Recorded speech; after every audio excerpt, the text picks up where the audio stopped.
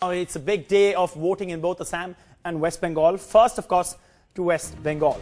Voting for the second part of phase 1 of the Bengal Assembly elections has started. Remember, in total, there are 6 phases which culminate on the 5th of May. 31 seats go to polls today, even as the focus is on an acrimonious exchange of words between Prime Minister Modi and Mamata Banerjee during their election campaigns in Asansol and the brutal murder of a Trinamool worker at Sabang. Mamata Banerjee is standing by in West Midnapur, but first we're going to go across to Saurabh Gupta, who is in Asansol. Saurabh, what is the latest, especially with the history of that Trinamool worker? You can give us the latest on that, and of course also give me a sense of how many people have really landed up to vote. But of course, there are local issues also which people want to see that whoever... Well, I can tell you, since morning, people have been queuing up to vote at this polling station here in Asansol. Now, this is one of the sensitive polling stations in Asansol, where a lot of security has also been deployed, central forces guarding the entire polling station, and there are about 4 booths here. And as you can see here in these pictures, the lines are long. Most people telling us that they've come in early to vote to avoid the hot afternoon sun. It gets extremely hot here in the afternoon, and that's what they're avoiding. Also, there are a lot of issues here, one of them being industry and the closure of industries. That's something that people will be voting on. The campaign has been acrimonious here, like you said. Prime Minister Modi himself coming into Asansol before this election actually voting takes place, and also Chief Minister Mamata Banerjee also coming in here. So clearly this is a constituency where a lot of action is taking place, given the fact that, that there are parties like the BJP which also expect to do well here, given the fact that they've their performance in earlier elections here. Also the Trinamool trying to hold back what they won last time, and also the CPM left, CPM Congress combined, also hoping to make inroads. So obviously this is an interesting election, an interesting constituency to watch and to see which way it votes. People queuing up since early in the morning. And for more from West Bengal, it's over to my colleague Mamata Banerjee, who has all the news from Sabang, where elections are taking place under the shadow of violence. Yes, indeed, Saurav, unfortunately so. The violence of Friday, in which one Trinamool local leader was brutally murdered, I mean, that has really overshadowed everything here in the West Midnapur district. 31 seats going to the polls, and you know, they were not in the Jungle Mahal or the Maoist-dominated area. They were supposed to be peaceful polls, but suddenly everything has turned a little topsy-turvy. Security forces are out in strength, so are police, but not inside the booths. Voters, however, have queued up early in the morning, and this at a place called Debra, not at Sabang just now, but at a place called Debra. Huge queues of women.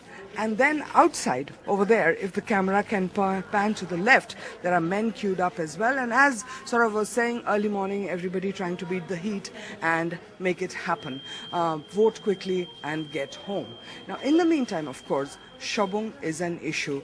The death of a Trinamool worker has really raised temperatures in this area. Besides Sabang, there is another hugely important constituency over here, and that is Narayangarh, because from there you have Surya Kanta Mishra, who is virtually the head of the left and Congress combined, and his seat is a tough one. In 2014, he apparently was beaten in that assembly segment by the Trinamool by some 26,000 votes. That apart, you know, the whole set of results that we've been studying over 2011, 2014 polls, the Trinamool going from strength to strength and trying to retain that strength. In 2011, for instance, the Trinamool Congress combined won 21 seats out of the 31 that are going to the polls today. In 2014, that number increased. The CPM got just 2 seats. The Congress didn't get a single assembly segment, and the Trinamool got 23. So it's a tough fight today and could be a decider for May 19. Well, thanks so much for that, Saurabh, Mamata. It is interesting all that's happening in West Bengal, but that's not the only place. Alok Pandey is standing by in Assam. We're going to talk a little bit about Assam now, where 61 constituencies go to the polls in the second and final phase of the Assam Assembly elections, which, remember, have begun also today. And in fact, voting has begun. Alok Pandey joins us for the latest. Alok, give us a sense of all that's happening and explain to us not just the latest and all those who are standing behind you who have queued up, but also why infiltration is really the big issue. Well, yes, absolutely. In fact, I'll ask Habib to give you shots. I see young faces here and I see younger faces. That's a good thing. A lot of young people coming out to cast their vote early in the morning. This is Kokrajhar. Kokrajhar has traditionally earlier been a Congress bastion on the basis of some tie-ups with regional parties here. The Bodoland People's Front is the main party here that controls 12 to 13 seats. Still, a year ago, they were with the Congress. Now they are with the BJP, and that's why the BJP is hoping that in Lower Assam, where people were saying that the chances of them getting majority seats are very bleak, they will be hoping that on the back of tie-ups like this one and also with the Assam Gana Parishad, they will manage to put up a good showing in Lower Assam. At the same time, what we do also, what you were talking about, I'm sorry, is infiltration. Now, infiltration is, I'll ask Habib to please give a few shots while I talk. Infiltration again is also a big issue because these are areas that are close to the Bangladesh border, and the BJP has been breaking up the issue, saying that the Congress in the last 15 years and more has allowed illegal infiltration from Bangladesh to happen so that they can shore up their vote banks. The Congress has obviously denied that and said that this is all politics. Remains to be seen which parties' rhetoric will affect these voters. But I spoke to a retired school principal earlier in the morning who said that forget infiltration, let's do something about the internet in these parts. Let's just hear what he had to say. The issues of regional identity, ethnic identities have dominated poll campaigns in this area in Lower Assam. But what do people feel about the issues here? We have Mr. Gyanendra Nazari. He used to be a school principal earlier. आप principal थे school में.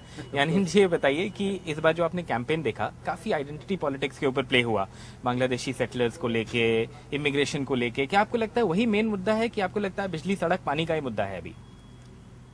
मुद्दा हर चीज के develop के लिए है. चारों ओर ऑलराउंड डेवलपमेंट ये सबसे ज्यादा मुद्दा है.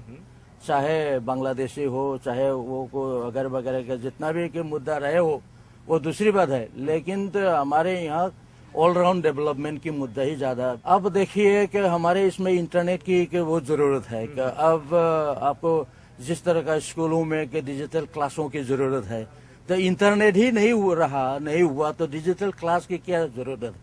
People on the ground tell us that even the basic thing that we take for granted, like internet, is something that is at a premiere here in Kokrajhar. So perhaps there is a disconnect between the kind of the issues that politicians rake up and the kind of issues that people want to be addressed. And we are only hoping that this gap will narrow down in the lead up to results and later when a new government is formed here in Assam. With camera person Habib Ali, this is Alok Pandey, NDTV.